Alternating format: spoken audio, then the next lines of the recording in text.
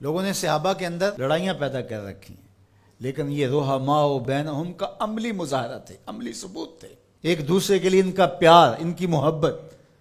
حضرت علی المرتضیٰ اور حضرت سیدنا صدیق اکبر رضی اللہ تعالیٰ عنہ جا رہے ہیں کہ آگے امام حسن کھیل رہے ہیں، تو حضرت صدیق اکبر رضی اللہ تعالیٰ عنہ امام حسن کو اٹھا کر کے اپنے کندھوں پہ بٹھا لیتے ہیں اور ساتھ بولتے ہیں کہ اے حسن تو حضور کے مشابہ ہے، علی کے مشابہ تو نہیں ہے۔ اور حضرت علی المرتضیٰ رضی اللہ تعالیٰ عنہ تبسم کرتے چلے جا رہے ہیں، مسکراتے چلے جا رہے ہیں۔ ان کی تو محبت اور پیار کی کہانیاں تھیں۔ تو کہ نہ شناسی خفی راز جلی ہوشیار باش، اے گرفتار ابو بکر و علی ہوشیار باش۔ اقبال نے کہا تو خفی اور جلی کو نہیں جانتا، جو باریک جال بچھائے گئے ہیں سازشوں کے، تو ان سے آگاہ نہیں ہے۔ ابو بکر و علی کو آپس میں مقابل کھڑے کرنے والے سوچ یہ اسلام کے خلاف گہری سازش ہے۔ مجھے بتاؤ کہ اگر حضرت سیدنا صدیق اکبر اور دیگر اصحاب کو جو حضور کی تربیت کا جوہر تھے ان کو غلط ثابت کر دیا جائے تو پھر یہ کس پہ حرف آتا ہے؟ حضور کی تربیت پہ حرف نہیں آئے گا؟ یہ سازش تھی اسلام کے خلاف۔ جو یہ بدقسمتی ہے کہ امت ان سے پیار کرنے کی بجائے آپس میں ان کے ناموں پہ الجھ رہی ہو اور یوں گروہوں میں، فرقوں میں تقسیم ہو کے رہ جائے۔ ایک کا پیار دوسرے سے دوری کا سبب بن جائے، یہ کیا ہوا؟ ماں سے پیار کرنے کا یہ مطلب نہیں ہے کہ باپ غلط ہے، اور باپ سے پیار کرنے کا مطلب یہ نہیں ہے کہ ماں سے نفرت کی جائے اور ماں سے دور ہٹ جایا جائے۔ ان کے اپنے اپنے فرائض ہیں، اپنے اپنے منصب ہیں۔ بھائیوں سے پیار کرنے کا مطلب یہ نہیں ہے کہ بہنوں کا انکار کر دیا جائے، بہنوں سے پیار کرنے کا مطلب نہیں ہے کہ بھائیوں کی محبت کا انکار کر دیا جائے۔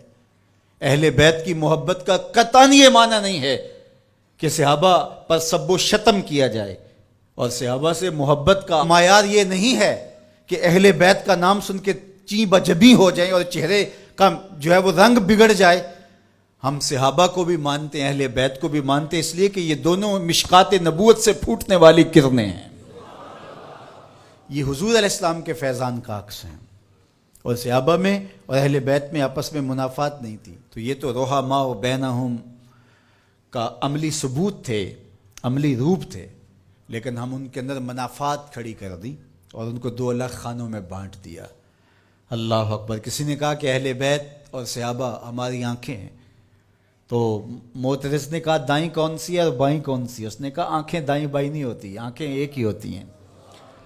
تو ان کی محبت ہمارا ایمان ہے، کیونکہ محبتوں کا مرکز ذات رسالت مآب صلی اللہ علیہ وسلم۔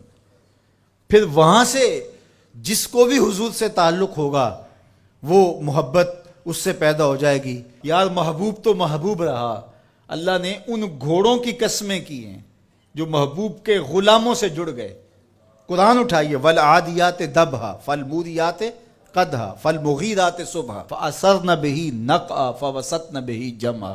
محبوب تیری ہی نہیں، تیرے غلاموں کی نہیں، تیرے غلاموں کے گھوڑوں کے پاؤں سے لگی ہوئی کھریوں کے ٹکرانے سے، پتھروں سے جو شرارے نکلتے ہیں، میں خدا ان شراروں کی بھی قسم کرتا ہوں۔ محبوب تیرے غلاموں کے گھوڑوں کے پاؤں کے ٹکرانے سے جو گرد اڑتی ہے، اڑتی ہوئی دھول کی بھی قسم کرتا ہوں، اور ان گھوڑوں کے سینوں سے جو آواز نکلتی ہے، میں رب ہو کے اس آواز کی بھی قسم کرتا ہوں۔ اور تم الجھے ہوئے ہو یہاں ابو بکر و علی میں۔ لا اقسم بہذا البلد، مجھے قسم ہے شہر کی۔ مکہ کی قسم کیوں؟ وانت حل بہذا البلد، اس لیے محبوب اس شہر کی گلیوں میں تو خرام ناز جو کرتا رہا ہے۔ جہاں محبوب خرام ناز کریں وہ گلیاں اچھی لگیں۔ مدینے کی مٹی میں بھی شفا ہے۔ یار جس شہر کی مٹی میں شفا ہوگی، اور شفا ہوئی کیوں؟ اقبال بولا خاک طیبہ از دو عالم خوش ترست، آن خنک شہرے کے آنجا دل برست۔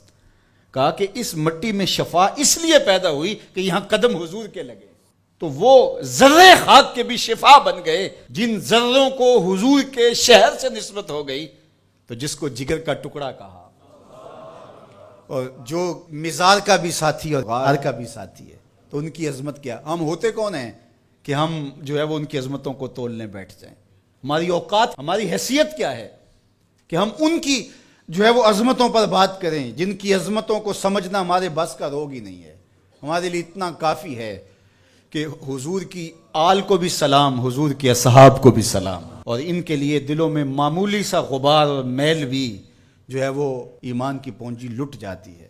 یار نو میلی اکھ نہ ویکھی متا مرسیں کافر ہو کے. کبھی بھی اپنے آپ کو ایسی بحث کے اندر شامل نہ کرنا جس کا نتیجہ بے ادبی تک پہنچتا ہو. سارا دین حضور کی محبت کا نام ہے، سارا دین ادب کا نام ہے.